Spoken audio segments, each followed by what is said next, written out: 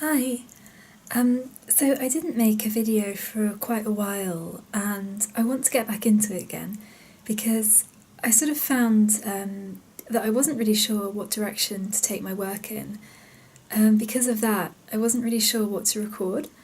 But I think it's okay to try a lot of stuff. I was worried that I wasn't really comfortable with my style. But I think that style is a sort of development process that everyone goes through, and not finding it or going through evolutions, I think, is normal. Sorry about the noise. And one thing that I was kind of a bit frustrated with was that I'm interested in doing book illustration, but I've only been doing editorial style work, and that's essentially all that is in my portfolio currently. And I sort of was wanting to branch out, but I wasn't really sure how. So I wrote a couple of simple scripts for books which I thought I might like to try and make. And last month I discovered that there was actually a competition called Pinpoint Picture Book Competition, which is only in Japan. And I just thought it sounded kind of interesting because I missed the deadline for the Bologna Children's Book Fair and for the Silent Book Contest and all these things I wanted to apply for. I looked up all the deadlines in January and most of them had already passed. So I'll have to be more organised for next year. But this competition is, the deadline is the middle of next month. So I thought, what the heck, I'm going to try and put a book in for it. So I wrote a couple of scripts, which I'm currently working on. I started doing some sketches, and I thought, because most of my ideas are a bit, I don't know, I wouldn't say negative exactly, but they're on the sort of darker end of the spectrum.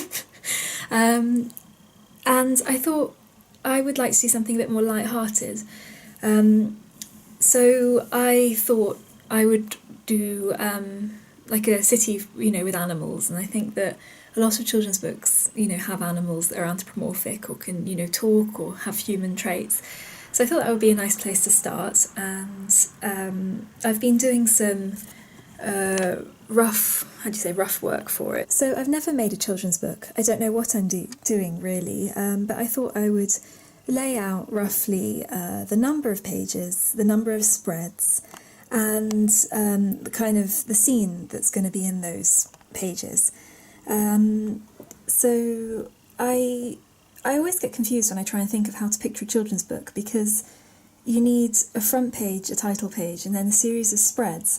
So I was looking through picture books that I had, just to sort of see how they're arranged really, and also following the competition guidelines. And doing that, I sort of blocked out some space, the layout.